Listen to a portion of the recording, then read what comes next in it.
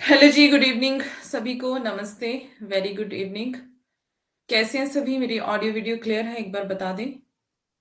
आवाज आ रही है, दिखाई सुनाई दे रही हूँ? एक बार कंफर्म कर दें। हाँ, सो के उठी हूँ अभी।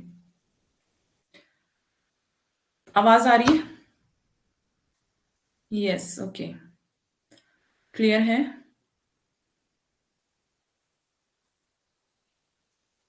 Good evening, good evening. All clear? Okay, thank you. Okay जी, कौन कौन आ गए हैं क्लास में? ममता है, मधु है, अंशिका, अंकिता, नंदू, खुशी और अंजलि। तो अभी तक इतने ही बच्चे आए हैं। ठीक है। Good evening, good evening, good evening सभी को। अब हम स्टार्ट करते हैं अ, अपनी पढ़ाई। किसी को कोई सवाल है तो पूछ सकते हैं। किसी ने कुछ भी पूछना है? किसी को सुबह की क्लास से कोई सवाल है या किसी भी प्रकार का कोई कंफ्यूजन, तो आप क्लियर कर सकते हैं।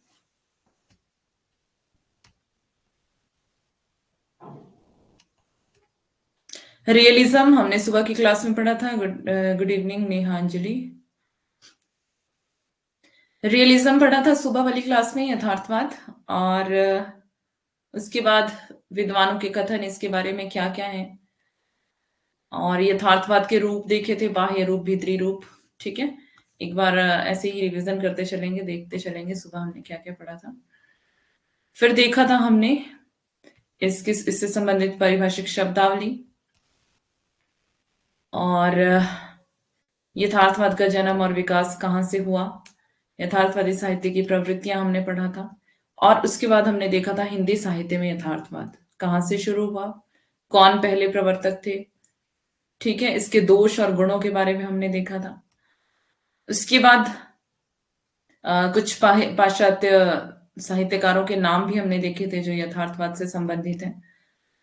आधुनिकतावाद यानी कि मॉडर्निज्म हमने देखा था। और इसमें भी हमने कुछ विद्वानों के कथन देखे थे। आधुनिकतावाद का उद्भव और विकास कहाँ से हुआ, कैसे हुआ, कब हुआ, ये भी सब। इसकी विशेषताएं क्या हैं, ये भी हमने देखा था। अब हम पढ़ेंगे उत्तर आधुनिकतावाद यानी कि पोस्ट मॉडर्निज्म। तो शुरू करने से पहले किसी का कोई सवाल है किसी भी प्रकार का तो आप पूछ सकते हैं। क्लास शुरू करने से पहले आपका कोई भी सवाल है आप बता सकते हैं। कोई भी आपको बात करनी है किसी भी प्रकार की तो आप कर सकते हैं। उसके बाद हम पढ़ाई शुरू करेंगे।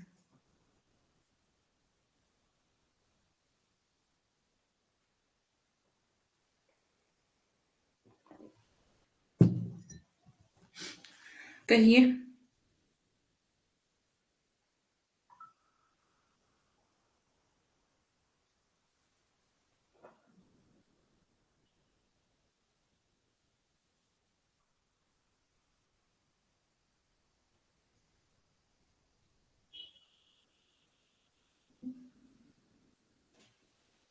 किसी का कोई सवाल है?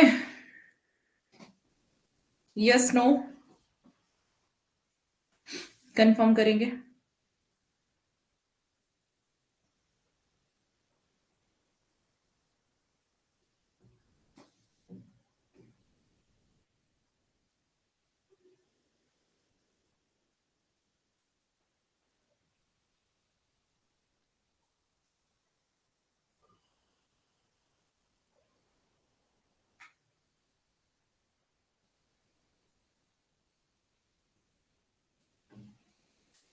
जैसे कहानी के कहानीकार की अ,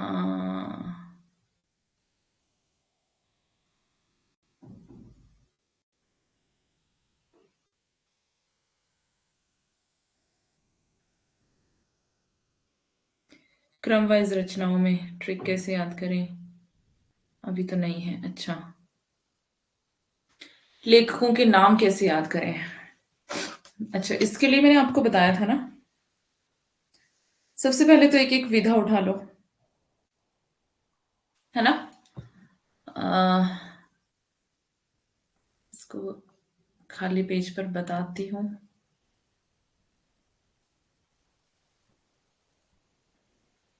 सबसे पहले तो आपको क्या करना है, एक एक विधा उठा लो।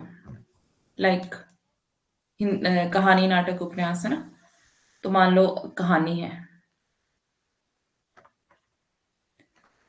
कहानी है तो यहाँ पर आपको पहले तो अपने सिलेबस की सारी कहानियां, सबसे पहला काम आपका सिलेबस देखना है।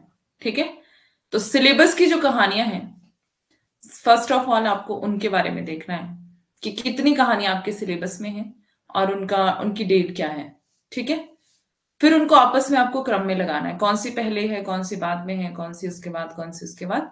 ठीक है, इस तरह से तो उसको याद करना है। अगर वो आपको ऐसे याद नहीं हो रही है, उसके लिए आपको, जब आप लिखोगे ना, तो कोई ट्रिक बन जाएगी अपने आप ही, आपके दिमाग में खुद ही ट्रिक आ जाएगी कि किस तरह से इसको याद करना है। ठीक है, और नहीं तो एक कहानी बना करके याद कर लो। ओके, तो किसी भी प्रकार की कोई स्टोरी बना लेनी है और उसको याद कर लेना आपको। ठीक, फिर उससे रिलेटेड आपको एमसीक्यूज करने हैं, रिलेटेड एमसीक्यूज। गाइड है आपके पास किसी भी टाइप की, कोई भी गाइड, एमसीक्यूज वहां से कर लो, है ना। उसी से रिलेटेड कहानियां हैं तो कहानियों से रिलेटेड एमसीक्यूज करने हैं। ठीक है, और पीवाईक्यूज भी आप सॉल्व कर सकते हैं उसके साथ साथ में। ठीक है, पीवाईक्यूज जब आपको ये पहले सिलेबस को उठाना है और उसके बाद सिलेबस, आउट ऑफ सिलेबस जो आपके पास कहानियां रहती है ना। और ये इसके लिए आपको सिर्फ पांडे वाली बुक बहुत हेल्प कर सकती है। पांडे वाली जो गाइड है वो आपको बहुत हेल्प कर सकती है। एक तो पांडे वाली गाइड है, उसके अलावा आपके पास एक गाइड और होनी चाहिए, लाइक अरिहंत की गाइड, दृष्टि की गाइड। समझ आ रहा है कोई गाइड आपके पास?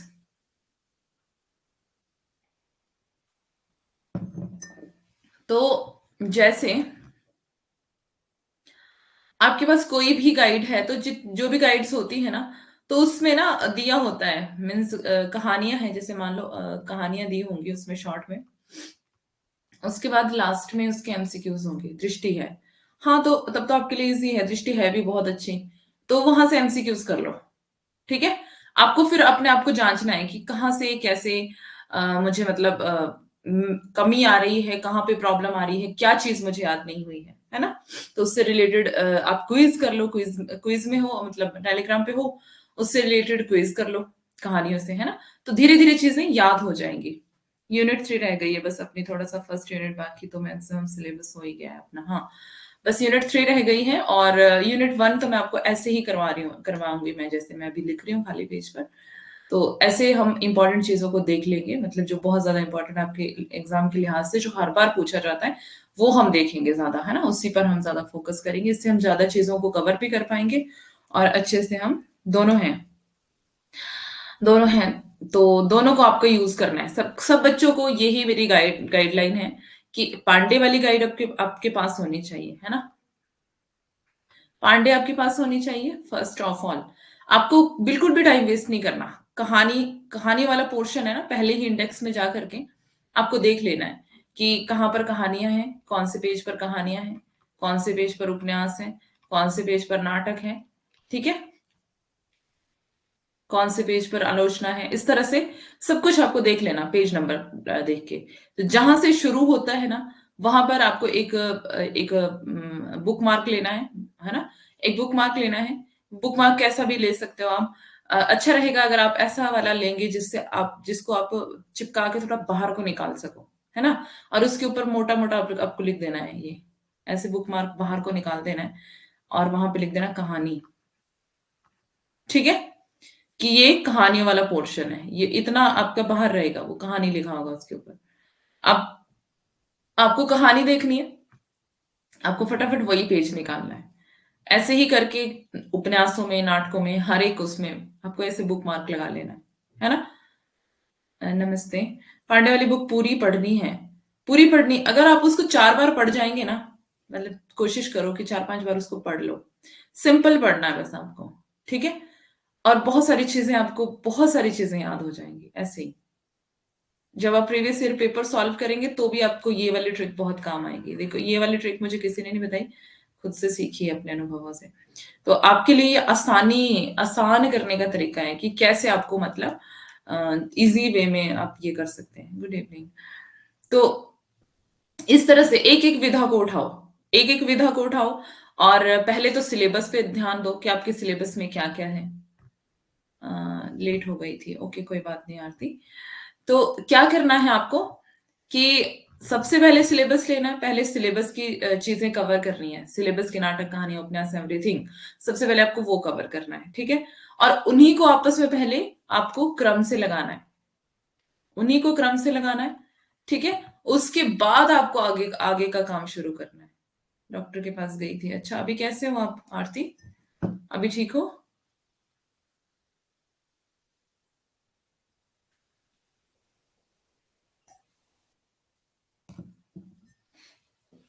तो आपको इसको ही पहले सिलेबस क्रम से लगाना है, उसके बाद आपको पांडे वाली उसमें जाना है। वहां पर देखना है कहानियां, नाटक, उपन्यास सब कुछ ऐसे अलग-अलग करके आपको सबके साथ यही करना है, सेम प्रोसीजर, ठीक है? सेम आपको यही करना है सबके साथ और कोशिश करो कि डेट्स आपको याद हो। जब आप क्रम से लगाएंगे तो वैसे याद हो जाएंगी, ठीक है? तो डेट्स याद करने की कोशिश करो। बाकी हो जाएगा, टेंशन मत लो, बस बहुत ज़्यादा प्रेशर नहीं लेना है। और जो सेम सेम डेट्स हैं, जैसे आज भी क्विज़ कर रहे थे आप लोग, तो उसमें कुछ-कुछ मतलब आप कन्फ्यूज़ हो रहे थे क्योंकि आपको आपने उतना पढ़ा नहीं है, इसलिए कन्फ्यूज़ हो रहे हैं, है ना?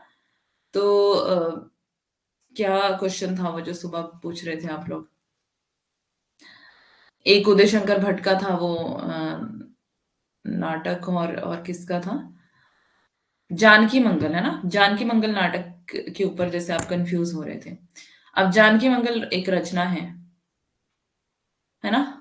तो वहां पर तुलसीदास का तो नाम ही नहीं है। बताओ, तुलसीदास का तो इस रचना में नाम ही नहीं है। फिर क्या करोगे आप? चंद्रगुप्त, हाँ, चंद्रगुप्त मौर्य था वो, है ना?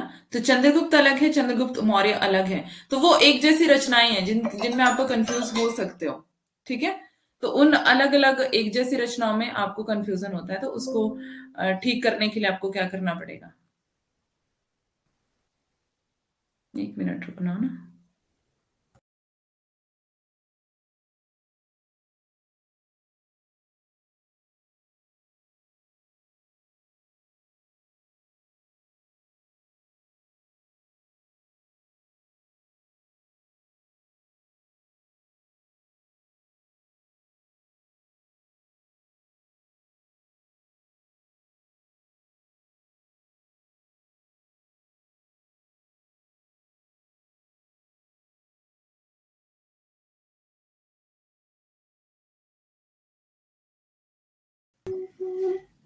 ओके, आपको जानकी मंगल नाटक है, मतलब जानकी मंगल नाटक है ये, पर वहां पे सिर्फ जानकी मंगल रचना दी थी। क्या हुआ? जानकी मंगल एक रचना दी थी वहां पर, तो वहां पर तुलसीदास का नाम नहीं था, तो उसमें आप लोगों को कंफ्यूजन हो रहा था कि किसका हो सकता है ना? ये किसकी रचना हो सकती है? ये गलत तो नहीं है? जैसे विनोद ने सवाल किया था, मैम मैम ये गलत तो नहीं है? तो वो गलत नहीं है, क्योंकि एक जैसी रचनाएं हैं। वो शीतला प्रसाद त्रिपाठी का नाटक है। अभी आपने उतना ज्यादा नहीं पढ़ा है, तो आपको नहीं पता है। तो आपको क्या करना है? पढ़ो, पहले पढ़ो आप उसको, ठीक है? कि जब आप सारी चीजें पढ़ लेंगे तो आपको बहुत सारा कंफ्यूजन होगा उसमें कि मिलती-जुलती रचनाएँ हैं, अब किसकी होगी, ये ऐसा कंफ्यूजन रहेगा आपको, बिल्कुल मिलती-जुलती, एक जैसे नाम वाली रचनाएँ होंगी, है ना? तो उसमें कंफ्यूजन होगा, तो उसके लिए आपको क्या करना पड़ेगा? पढ़ना पड़ेगा, अदरवाइज़ नहीं पढ़ेंगे तो फिर कुछ नहीं हो पाएगा आपका, है ना? तो पेपर में आप कंफ्यूज हो जाएँगे फिर अगर आपको ऐसे पूछ लिया, ठीक है? चंद्रगुप्त मौर्य ऐसे चंद्रगुप्त अब जयशंकर प्रसाद का है, तो सब जयशंकर प्रसाद को टिक लगा रहे हैं।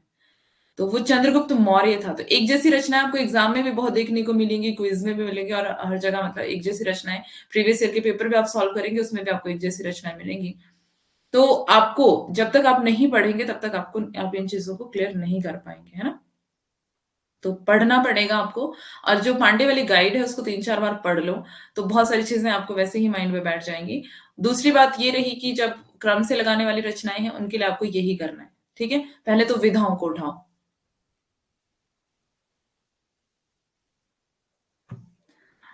पहले विधाओं को उठाओ अलग अलग से, कहानी, नाटक, उपन्यास, कविता, ऐसे करके। पहले उनको सीक्वेंस में लगाओ, फिर जीवनी, उपन्यास, ऐसे करके मतलब जीवनियों और आत्मकथाओं पर आगे रेखा चित्र, संस्मरण, वो लास्ट में जाकर के आपको मिल जाएंगे। उनको सबको याद करो, उनके लिए एक स्टोरी बनाओ। वैसे तो मैं रिवीजन करवाने वाली हूँ, फिर ये सारी चीजें करवाऊंगी, है ना। तो अभी फिलहाल हम टेंशन मत ले, और जितना भी आप कर सकते हैं अपने आप से आप करो। आप मतलब जितनी ज्यादा एफर्ट्स लगा सकते हो, जितनी कोशिश कर सकते हो उतनी करो। ठीक है, बाकी सब अच्छा हो जाएगा। डरो मत, डेट्स के लिए सबको प्रॉब्लम आती है, बट जब आपको याद हो जाएगी तो आप कहोगे कि इसमें तो कोई दिक्कत ही नहीं थी, है ना। तो धीरे धीरे, थोड़ा टाइम लगेगा, एकदम से कुछ नहीं होता है। और डरना नहीं है, टेंशन नहीं लेनी है, ठीक है। और किसी का कोई सवाल है तो जल्दी बताओ, नहीं तो हम शुरू करेंगे आगे। किसी और का कोई सवाल?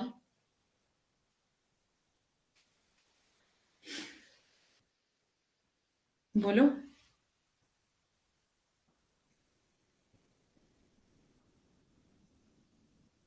ऐसा तो आपको लास्ट, मैं आपको हमेशा बताती हूँ, ऐसा आपको लास्ट दिन तक लगेगा।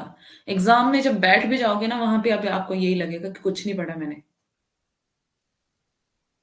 जी मैम, बट क्विज देके अच्छा लग रहा है। अभी आपको बहुत सारी चीजें क्लियर होंगी क्विज देके। मैंने आपको कहा था ना, 1 महीना, 1 महीने का टाइम है आपके पास।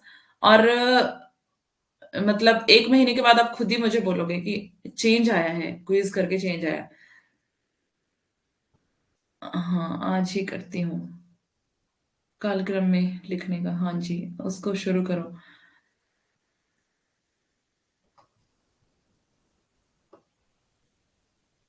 क्या है? इतना ज्यादा कुछ दिया है पढ़ने को, उसमें बहुत अच्छी बुक है। हम्म।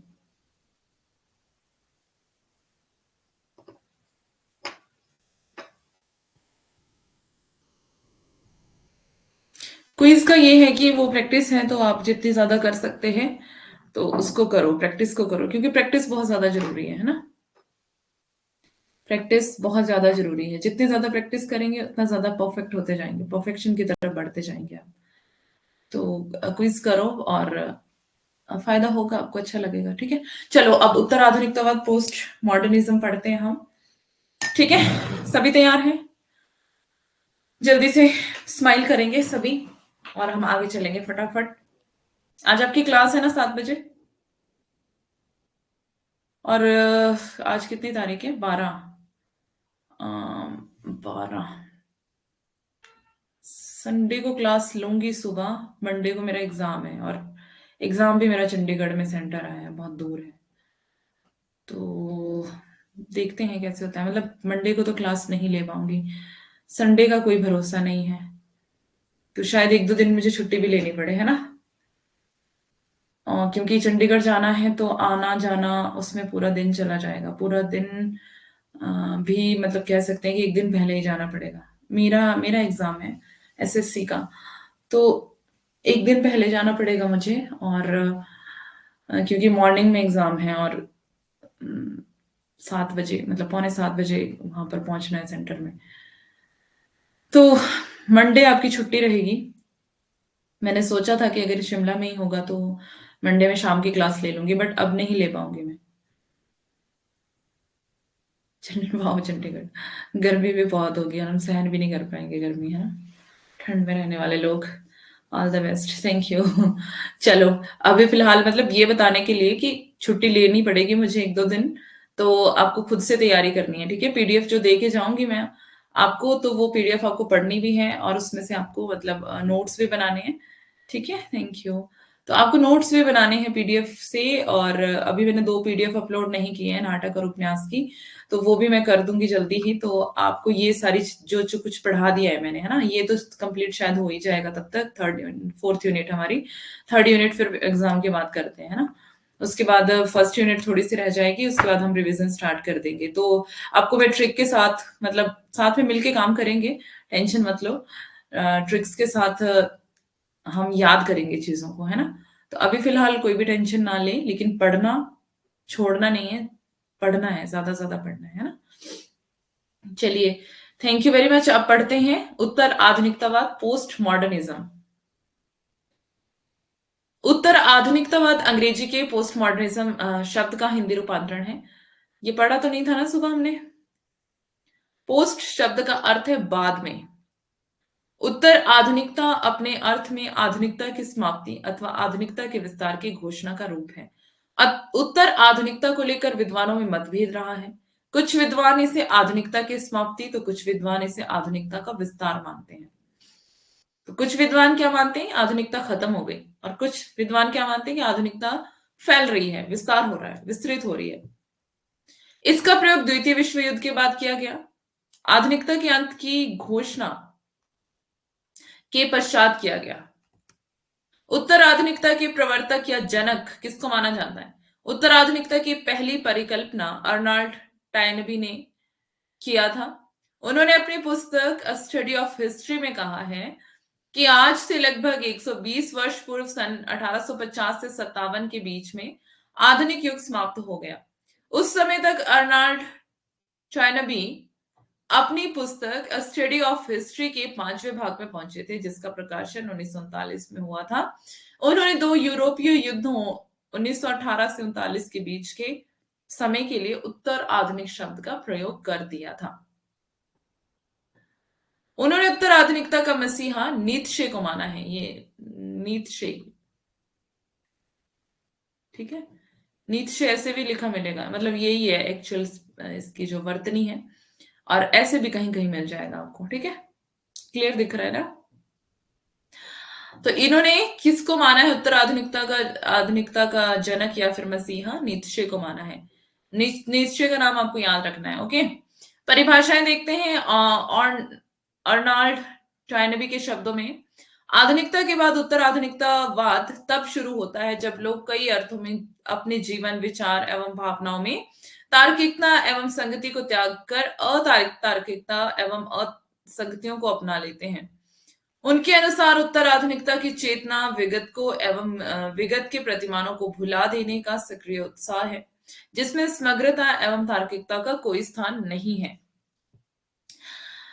जॉर्ज रिट्जर के शब्दों में, इन्होंने अपनी पुस्तक मॉडर्निटी एंड पोस्ट मॉडर्निटी में इसे परिभाषित करते हुए लिखा है, उत्तर आधुनिकता का मतलब एक ऐतिहासिक काल से है। यह काल आधुनिक आधुनिकता की समाप्ति के बाद प्रारंभ होता है। उत्तर आधुनिकतावाद का संदर्भ सांस्कृतिक तत्वों से है, जिसमें समस्त कलाएं शामिल हैं। उन सभी कलाओं के प्रति सूक्ष्म दृष्टिकोण ही उत्तर आधुनिकता है।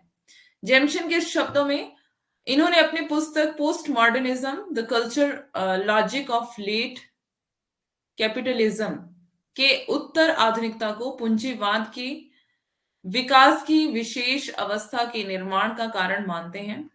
इसमें उन्होंने बहुराष्ट्रीय पूंजीवाद की अपेक्षा उपभोक्ता को विशेष महत्व दिया है।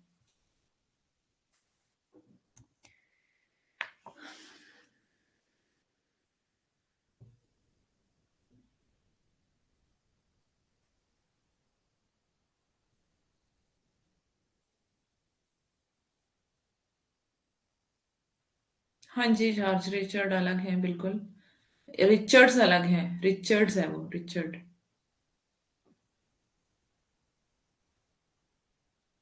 क्यों, क्या हुआ? हो गया? किसने कहा था पिछली स्लाइड? अंशिका?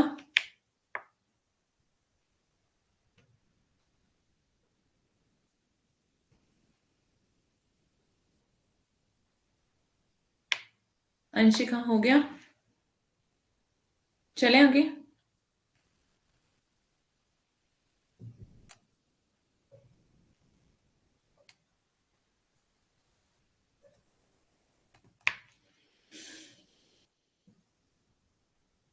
रिचर्ड कहाँ है? ये तो रिट्जर है, रिट्जर। क्लियर दिख रहा है ना आपको स्क्रीन पर? ये रिट्जर है, रिट ऐसे। और जो आप बोल रहे हैं वो रिचर्ड है। रिचर्ड भी नहीं है, वो रिचर्ड्स। और रिचर्ड ये एक पात्र भी है, किसका? तमस उपन्यास में रिचर्ड है ना, एक पात्र है। लेकिन ये रिचर्ड्स है, पाश्चात्य जो विद्वान है। और ये रिट्जर है, ठीक है, जो हम पढ़ रहे हैं अभी यहाँ पर। ओके, क्लियर है ना? स्क्रीन क्लियर है सभी को? विजिबल है? चलो आगे चलते हैं। कृष्णदत्त पालीवाल के शब्दों में, इन्होंने अपनी पुस्तक उत्तर आधुनिकता की ओर, मतलब इनकी पुस्तक का नाम क्या है? उत्तर आधुनिकता की ओर। किसकी पुस्तक? कृष्णदत्त पालीवाल। इन्होंने लिखा अपनी पुस्तक में कि विज्ञान की दमनकारी खोजों से मुक्ति पाने को लेकर जो विचार 19वीं शताब्दी के मध्य में प्रस्तुत किया गया, उससे उत्तर आधुनिकतावाद का आरंभ होता है। अब गोपीचंद नारंग क्या कहते हैं कि इन्होंने अपनी पुस्तक उत्तर आधुनिकतावाद में लिखा है कि उत्तर आधुनिकतावाद किसी एक सिद्धांत का नहीं वरन अनेक सिद्धांतों या बौद्धिक अभिवृत्तियों का नाम है। इसमें पहले से चली आ रही अनुपयोगी परंपराओं को निरस्त करने का प्रयास है, जो दार्शनिक समस्याओं पर भी आधारित है। अतः उत्तर आधुनिकता एक नई सांस्कृतिक अवस्था भी है, यानी आधुनिकता के बाद का युग उत्तर आधुनिकता कहलाएगा। उत्तर का मतलब ही बाद में होता है ना, तो मतलब आधुनिकता के बाद का युग क्या है? उत्तर आधुनिकतावाद। इन्होंने अपनी रचना आल्विन टाफुलर, इनकी रचना का नाम क्या है? History of post modernity. इन्होंने लिखा है कि जिस नई सभ्यता का प्रादुर्भाव हो रहा है उसमें अति बौद्धिकता और पूंजीवाद के दोषों का निराकरण है। यह सभ्यता अपने साथ एक नवीन परिवर्तन की चेतना ला रही है। आज हजारों लोग भविष्य की इस नई लय के साथ अपने आप को ट्यून कर रहे हैं। जगदीश्वर चतुर्वेदी क्या कहते हैं? उत्तर आधुनिकता को नए रूप में देखते हुए मतलब स्वीकार कर रहे हैं वो, उत्तर आधुनिकतावाद पृथ्वी पर एक नए युग की शुरुआत है। यह युग आधुनिकता को खत्म कर चुका है। उत्तर आधुनिकतावाद परिवर्तन के प्रति सचेत है। उत्तर आधुनिकता शब्दावली का इतिहास क्या है देखते हैं। उत्तर आधुनिकता शब्द का सबसे पहले प्रयोग एक अंग्रेजी चित्रकार JW चैपमैन ने 1870 ईस्वी में अपने चित्रों की विशेषता को बताने के लिए किया था। यह साहित्य के क्षेत्र में प्रयोग नहीं था। ठीक है। 1916 में रडोल्फ पानविज ने यूरोपियन संस्कृति की नाशवादी प्रवृत्तियों के लिए उत्तर आधुनिकता शब्द का प्रयोग किया था। 1961 में अर्नाल्ड टॉयनबी ने सबसे पहले अपनी पुस्तक हिस्ट्री स्टडी ऑफ हिस्ट्री में साहित्य के क्षेत्र में उत्तर आधुनिकतावाद शब्द का प्रयोग किया था। इसलिए अर्नाल्ड टॉयनबी को उत्तर आधुनिकतावाद का प्रवर्तक माना जाता है। उत्तर आधुनिकतावाद को स्वीकृति मिली अमेरिका में 1950 ईस्वी में, फ्रांस में 70 में मिली, ब्रिटेन में और भारत में भी 70 में मिले। उत्तर आधुनिकतावाद से संबंधित विचारक फ्रेडरिक नीत्शे, इनका जन्म 1844। नीत्शे जर्मन दार्शनिक थे। ये बहुत ज्यादा इंपॉर्टेंट है। इन्होंने आधुनिकता की आलोचना की थी इन्होंने। ठीक है। ये अति बौद्धिकता के स्थान पर रोमांटिक प्रवृत्ति के समर्थक थे। नीत्शे तार्किकता के भी विरोधी थे। नीत्शे ईश्वर की मृत्यु और धर्म के अवसान की घोषणा भी नीत्शे ने की थी। मार्टिन हाइडेगर, इनका जन्म 1889। मार्टिन हाइडेगर जर्मन दार्शनिक थे। ये ऐतिहासिकता के विरोधी थे। इनकी मान्यता थी कि तकनीक ने मानव को, यानी कि टेक्नोलॉजी ने, है ना, मानव को अपना दास बना लिया है। अस्तित्ववाद में इसकी आस्था थी। इनके अनुसार अति बौद्धिकता मानव के लिए हानिकारक है। अब है मिशेल फूको। 1926 जन्म है। ये फ्रांसीसी विद्वान है, दार्शनिक हैं। और आधुनिकता की बौद्धिकता मानव के लिए हानिकारक है, ऐसा इन्होंने बताया है।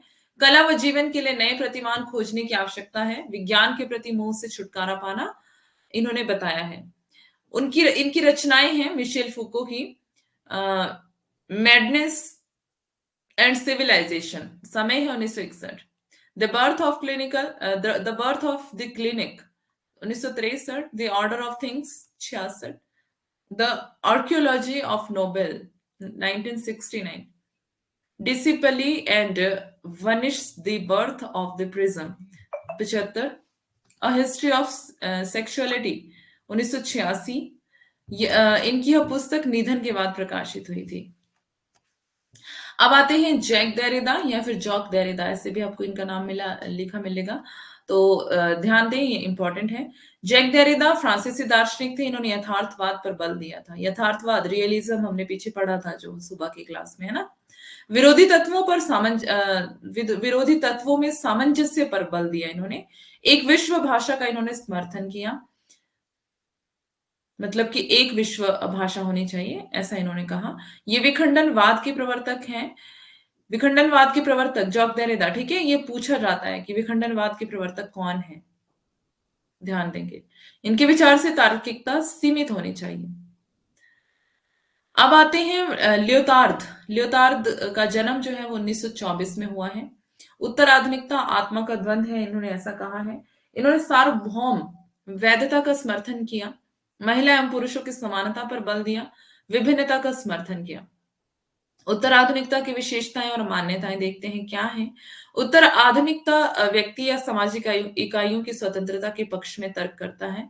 उत्तर आधुनिकता व्यक्ति को सामाजिक तंत्र का पुर्जा नहीं मानकर उसे एक अस्मितापूर्ण अस्तित्व प्रदान करती है।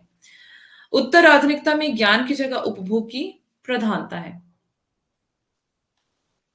सार्थक बहुलता या विभिन्नता को स्वीकार करने का भाव इन्होंने बताया, मतलब बताया गया है इसमें। न्यायिक चेतना और स्त्री पुरुष समानता पर इसमें बल दिया गया है। अब देखते हैं इसमें इसकी समस्याएं क्या है उत्तर आधुनिकतावाद की, और उपलब्धियां क्या है ना। तो समस्याएं भी रहती हैं और उपलब्धियां भी रहती हैं, मतलब हानि और नुकसान दोनों रहते हैं, गुण और अवगुण दोनों रहते हैं। तो हम दोनों के बारे में अभी स्टडी करेंगे। समस्याएं देखते हैं क्या है। इसमें सिद्धांत का निर्माण नहीं होता, समालोचनात्मक शक्ति समाप्त हो जाती है। समालोचना मतलब समान रूप से आलोचना करना नहीं है इसमें, ये शक्ति समाप्त है। नए सिद्धांतों का निर्माण इसमें नहीं है, ठीक है। ऐतिहासिकता की अनुपस्थिति होती है, ऐतिहासिकता है ही नहीं। पीछे की ओर लौटना असंभव है, मतलब कहते हैं कि पीछे नहीं लौट सकते आप। किसी एक व्याख्या को उत्तर आधुनिकता असंभव बना देती है। इसमें सांस्कृतिक सामाजिक अनुभवों की कमी होती है।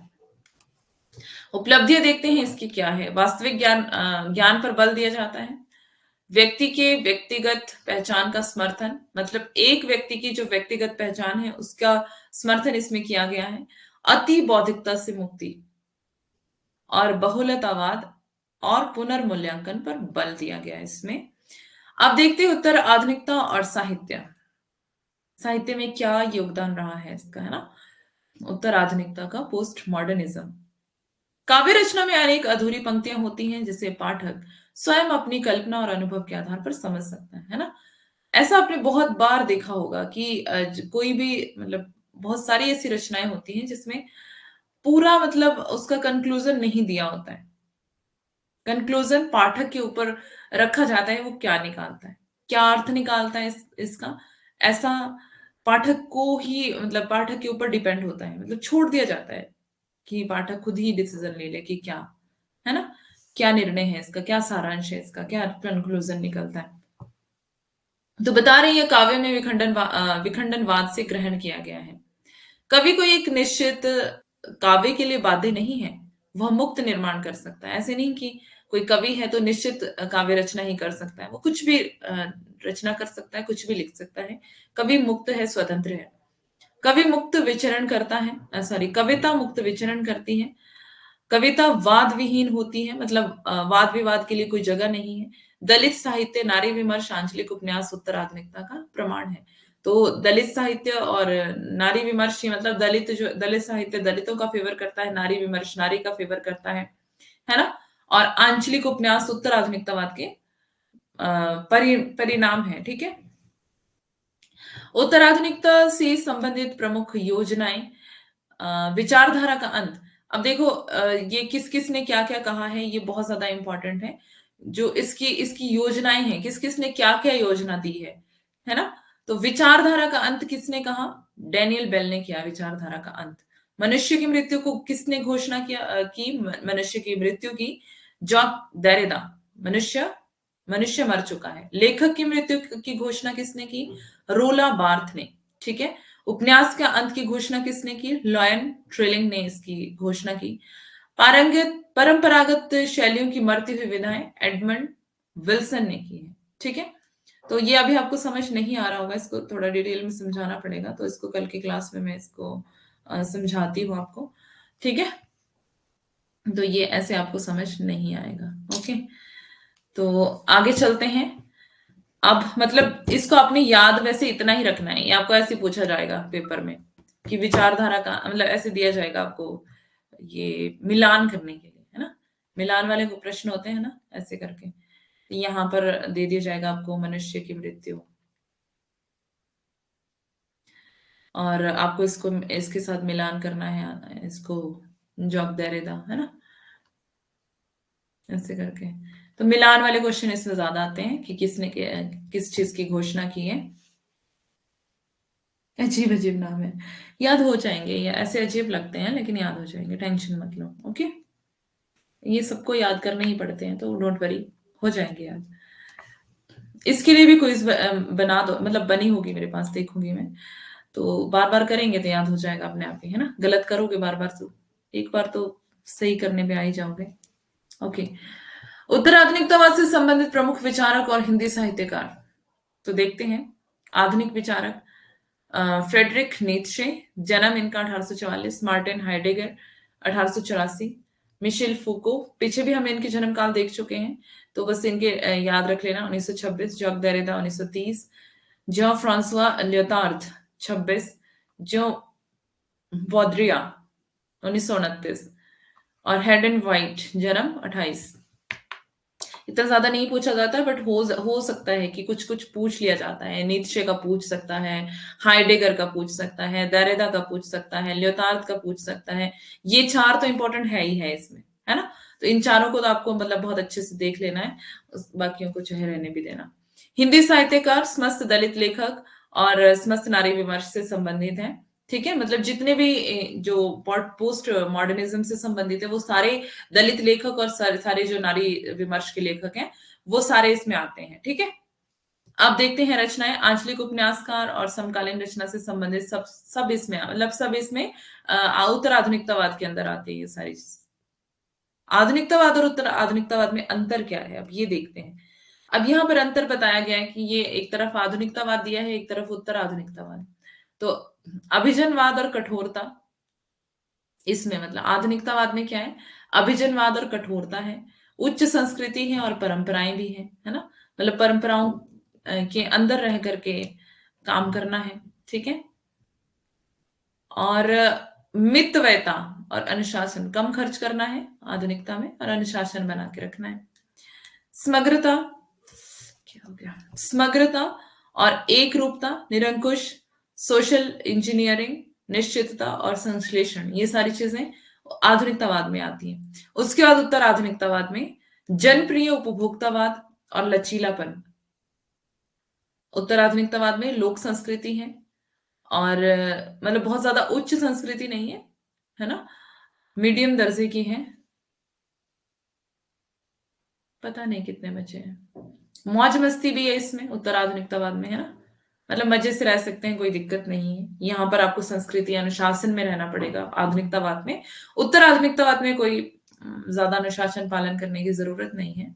व्यक्तिवाद को इसमें सराहा गया, मतलब व्यक्तिवाद का इसमें समर्थन किया गया है, सिर्फ एक व्यक्ति को महत्व देना अधिक है इसमें। विखंडन और अनेकतावाद, चयन, खुलापन, अवसर, है ना। और विखंडन, ये सारी चीजें इसमें दी गई हैं। ठीक है, भीमराव अंबेडकर, ये भी बहुत सारा है भाई, दिख रहा है। बहुत सारी स्लाइड्स आगे कर दी मैंने, बहुत सारा है अभी, लेकिन इसको कोशिश करेंगे 2-4 दिन, 2-3 दिन में खत्म हो जाएगी।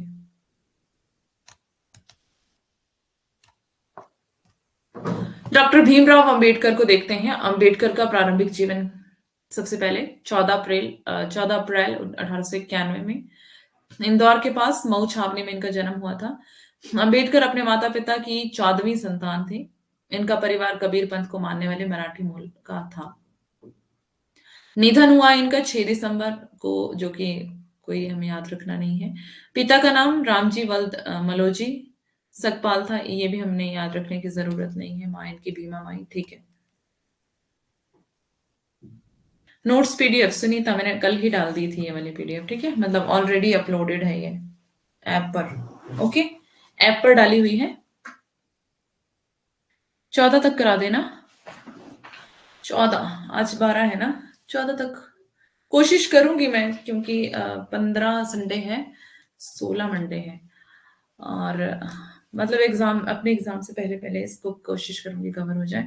इस यूनिट में सभी के नाम अजीब हैं, इनके मम्मी पापा अच्छे नाम रख देते हैं। देखो, अच्छे भी याद रखने पड़ेंगे, बुरे भी रखने पड़ेंगे, क्या कर सकते हैं ना, याद तो करना ही, याद तो आपको ही करना पड़ेगा ना। जब हम पढ़ते थे तो बच्चे कहते थे कितने, मतलब कितने अजीब नाम हैं, कैसे याद करेंगे, तो याद तो करना ही पड़ेगा, है ना। कुछ कहते थे कि अभी इन्होंने ऐसे अजीब अजीब नाम रख दिए और पंगा हमें डाल दिया कि हम याद करते रहे इनको। तो तो फिर करना तो पड़ेगा, आपको ही करना पड़ेगा ना। पहली पत्नी थी इनकी रमाबाई, 1906 में विवाह हुआ था, 1935 में उनका निधन हो गया था। दूसरी पत्नी डॉक्टर सविता, 1948 में विवाह हुआ था इनकी दूसरी पत्नी का नाम डॉक्टर शारदा अ, कबीर, जिन्होंने विवाह के बाद सविता अंबेडकर नाम अपना लिया था। डॉक्टर सविता का निधन 2003 में हुआ। अंबेडकर के बचपन के दो नाम थे, भीम और भिवा। ठीक है, अंबेडकर के नाम याद रख लेना, बाकियों को रहने देना, कोई जरूरत नहीं है। नोट्स ओपन करती हूँ तो नहीं ओपन हो रहा है। मेघा, ऐसा क्यों, ऐसा क्यों हो रहा है? अंबेडकर ने अपने प्रिय शिक्षक के उपनाम पर अपना नाम अंबेडकर रखा।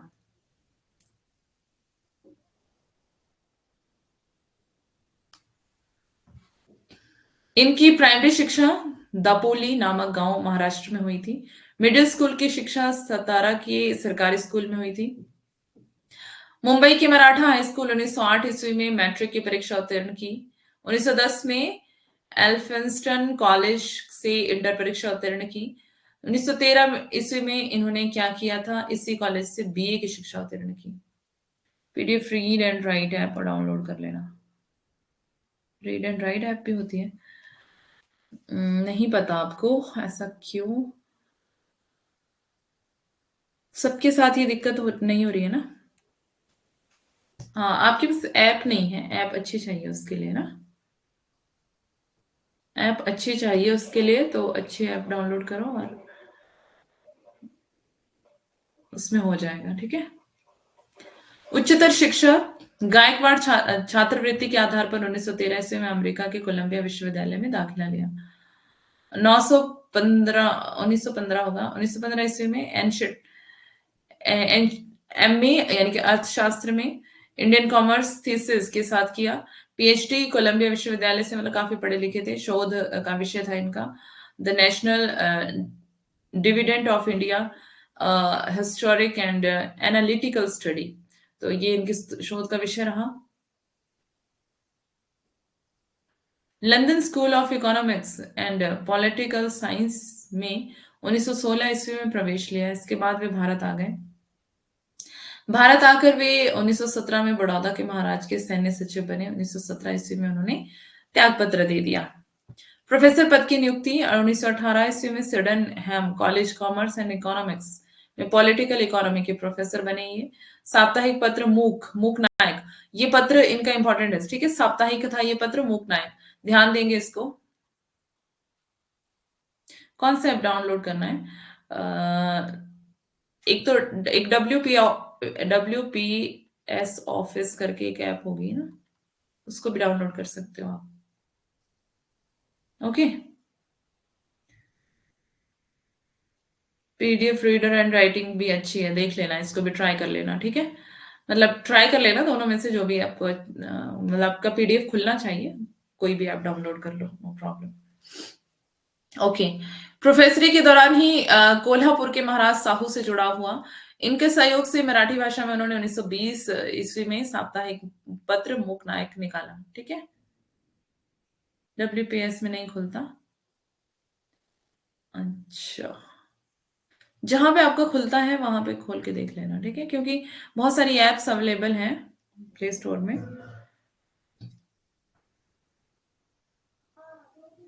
अच्छा, पीडीएफ रीडर।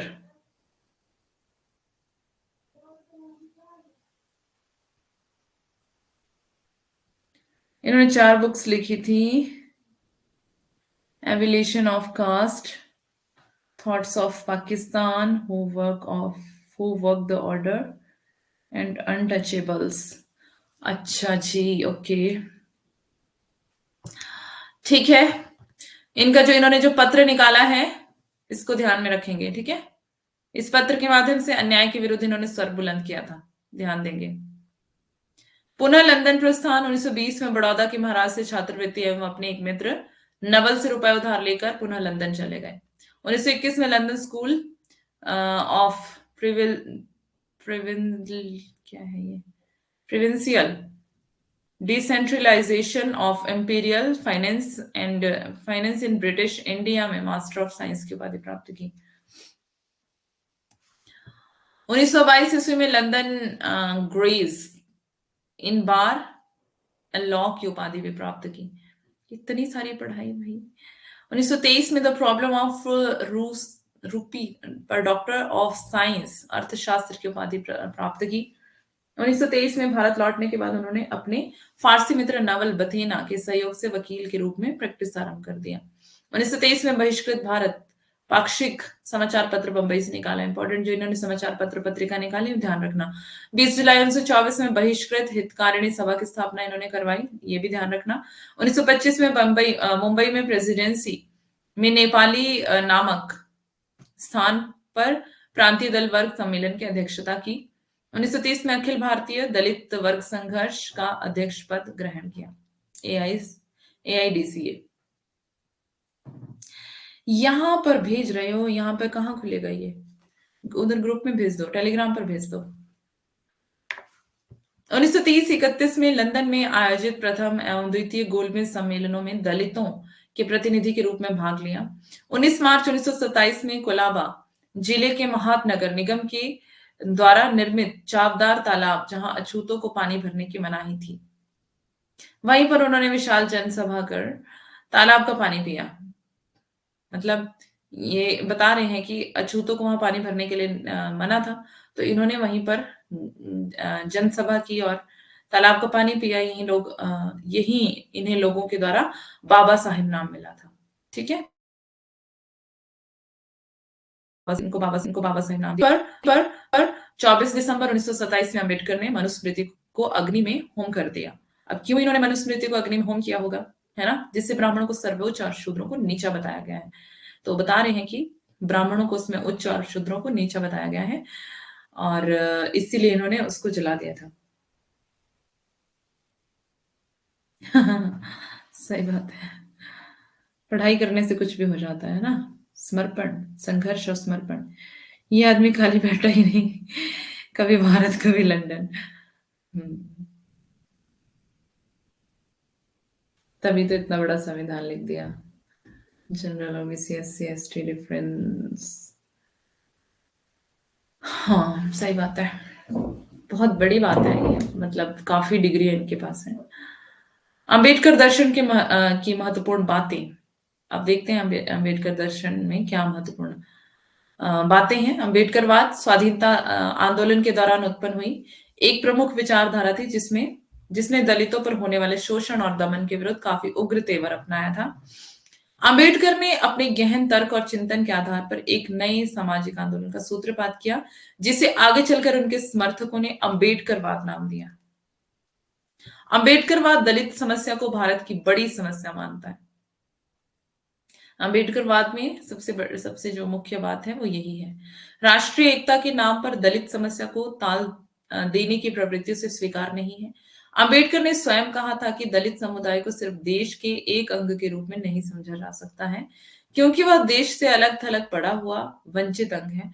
उन्होंने अपने इस भाषण में साफ तौर पर कहा था, मेरे लिए मेरे व्यक्तिगत हितों से ज्यादा महत्वपूर्ण राष्ट्र हित है, किंतु यदि दलितों के हित और राष्ट्र के बीच कोई टकराव की स्थिति आएगी तो मैं दलितों के हित को वरीयता दूंगा। तो ये अंबेडकर जी का कथन है। अंबेडकर के अनुसार जाति व्यवस्था और वर्ण व्यवस्था का पूरी तरह खात्मा किए बिना हम समानता का अधिकार नहीं पा सकते। जाति के खत्म होने का मतलब यह नहीं कि सभी जातियों के लोग समाज में एक साथ उठने बैठने लगे। जब तक जाति की धारणा आम आदमी के दिमाग से नष्ट नहीं होगी, तब तक समस्या का समुचित समाधान नहीं हो सकता। अंबेडकर के अनुसार जाति व्यवस्था का संबंध हिंदू समाज की धार्मिक मान्यताओं से है, क्योंकि हिंदुओं के कई धार्मिक ग्रंथ जाति व्यवस्था को बढ़ावा देते हैं। जाति व्यवस्था को खत्म करने की शर्त है कि हिंदुओं का सिर्फ एक प्रमाणिक धर्म ग्रंथ होना चाहिए जो जातिवाद जैसी गलत धारणाओं का समर्थन नहीं करता हो। शेष सभी ग्रंथों को कानूनी तौर पर प्रतिबंधित कर दिया जाना चाहिए। पुरोहित जैसे धार्मिक पदों के लिए ब्राह्मण के अलावा समाज के सभी वर्गों को समान अधिकार प्राप्त होना चाहिए। अंबेडकर ने यह भी कहा था कि यदि हिंदू समाज दलितों के मानवोचित गरिमा नहीं प्रदान करता है तो दलितों को हिंदू धर्म छोड़ देना चाहिए। मैंने गलत लाइन पढ़ी क्या? अंबेडकर ने यह भी कहा था कि यदि हिंदू समाज दलितों को मानवोचित गरिमा प्रदान नहीं करता तो दलितों को हिंदू धर्म छोड़ देना चाहिए।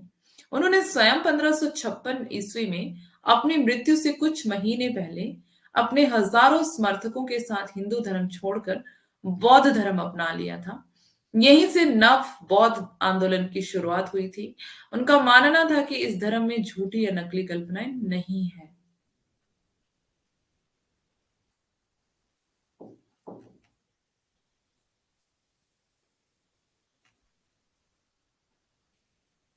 पंद्रह सौ छत्तीस नहीं है भाई, 1556 है।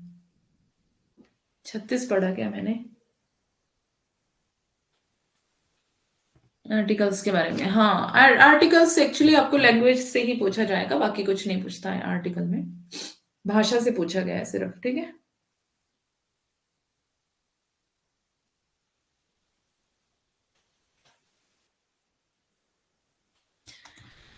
नहीं होना चाहिए। चलो 1 मिनट खोजबीन कर लेते हैं। अच्छा, इनकी 2 शादियां भी थी, अरे वाह।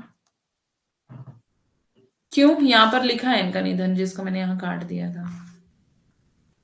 काहे इतना दिमाग लगाते हैं भाई? यहाँ पे लिखा है ना, 6 दिसंबर 1556 को इनकी मृत्यु हुई थी।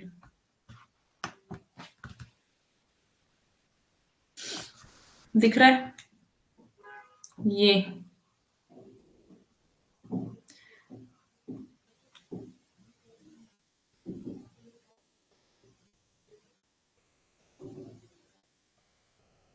क्यों नहीं हो सकते?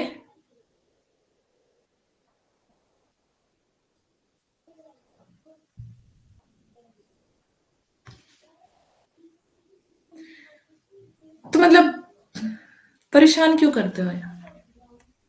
1956 ही तो पढ़ रहे हैं हम तब से लेकर। 1956 नहीं लिखा है यहाँ पर। सॉरी, 1556 लिखा है यहाँ। 1956। हाँ,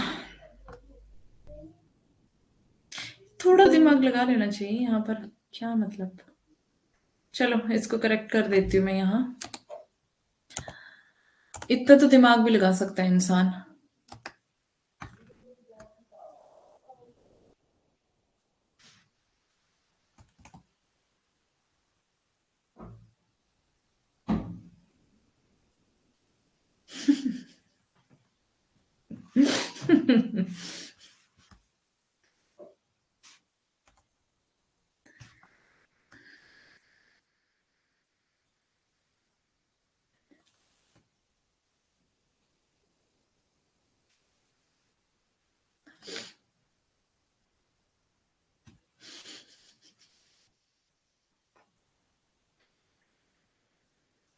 अच्छा ठीक है, सही हुआ आप। ओके, ठीक है, खुश अभी।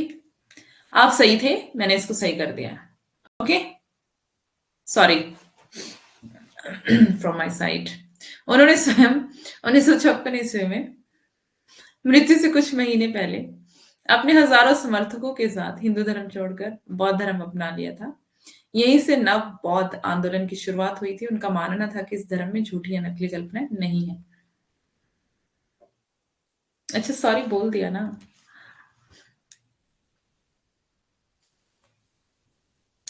अंबेडकर सिर्फ दलितों की ही मुक्ति की बात नहीं करते।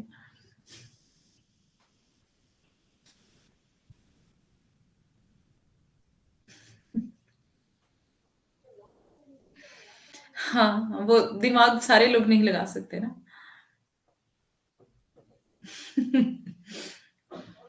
बेचारा लड़का हर बार फंस जाता है। Okay, sorry, sorry once again, sorry. वे महिलाओं तथा अन्य वंचित वर्गों की मुक्ति पर बल देते थे। उनका मानना था कि भारतीय समाज की मूल समस्या जातिगत भेदभाव की है, अन्य सभी समस्याएं उससे जुड़ी हुई हैं। वर्तमान भारतीय राजनीति में अंबेडकरवाद का काफी प्रभाव पड़ा।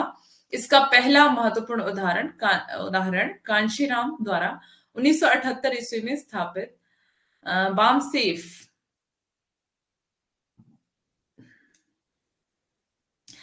All India backward and minority communities federation था, जिसकी सीमाओं को देखते हुए 1981 में उन्होंने DS4 को भंग करके बहुजन समाज पार्टी BSP का निर्माण किया, जो वर्तमान में अंबेडकरवाद पर आधारित सबसे बड़ा राजनीतिक दल है। अच्छा, BSP भी इन्होंने ही।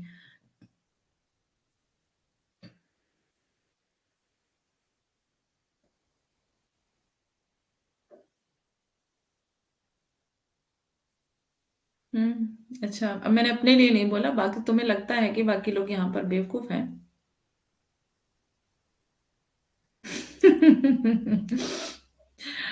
अंकिता की हरी गुस्सा नहीं, आप अच्छे बच्चे हो मैम के।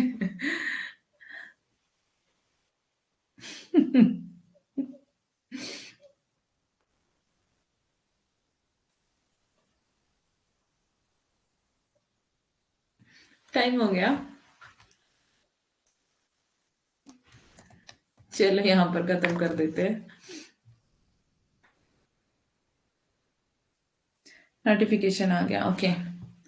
इसको, इस स्लाइड को कंप्लीट कर लेते हैं। महाराष्ट्र के नामदेव ढसाल द्वारा स्थापित दलित पैंथर्स पार्टी तथा हाल में उत्तर प्रदेश के में उदित राज द्वारा स्थापित इंडियन जस्टिस पार्टी इसी विचारधारा के उदाहरण है।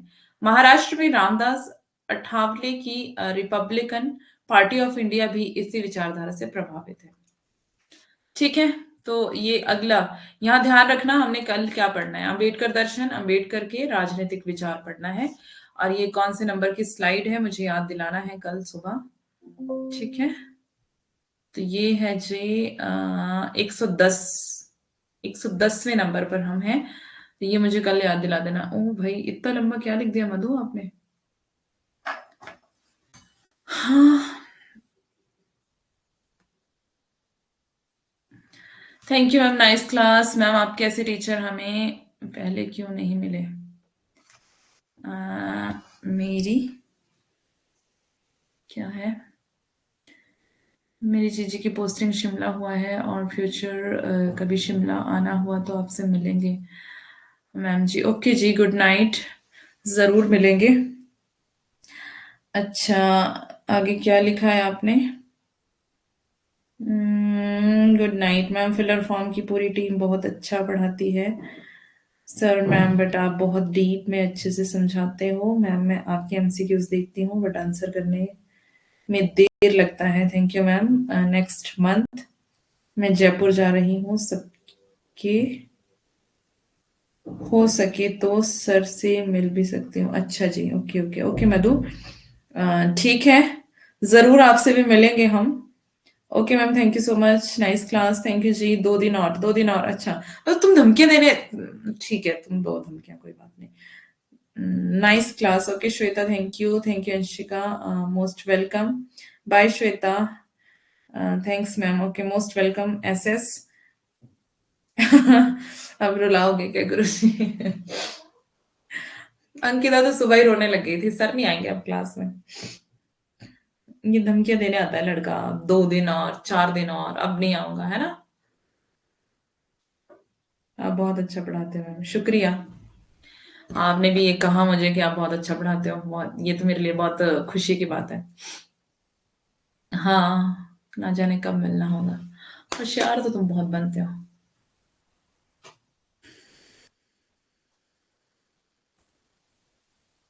चलो आप जा सकते हैं जिसकी क्लास है,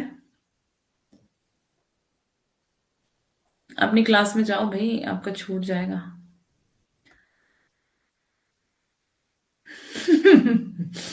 कल एक दिन और बचेगा ना। हाँ, अभी 2 दिन और है। जाते जाते थोड़ा सच ही बोल दो, नहीं तो तुमने दुश्मनी तो मोल लिए रखी है मुझसे, है ना। मैम को बस तंग करना है, तंग करना है, तंग करना है। ये तुमने ठेका लिया होता है। कल सुबह क्लास होगी मेघा, सुबह 7 बजे मॉर्निंग में। ठीक है। इवनिंग में हमारी क्लास 6 बजे होती है और मॉर्निंग में सुबह 7 बजे होती है। ओके। मिलेंगे कल की क्लास में, यानी कि कल सुबह की क्लास में 7 बजे। तब तक के लिए बाय बाय, टेक केयर सभी को। अब आप जा सकते हैं, सबको गुड नाइट।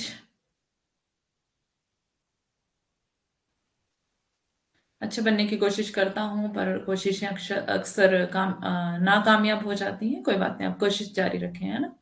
एक ना एक दिन अच्छे जरूर बनेंगे। ओके।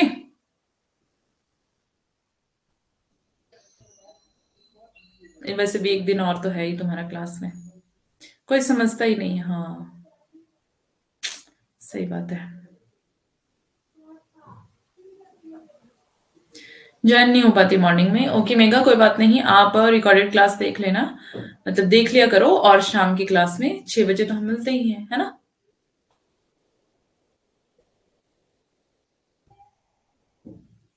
चलिए अब एंड करती हूँ, आप जाओ सभी अपनी क्लास में। बाय, टेक केयर, सब कल सुबह मिलेंगे।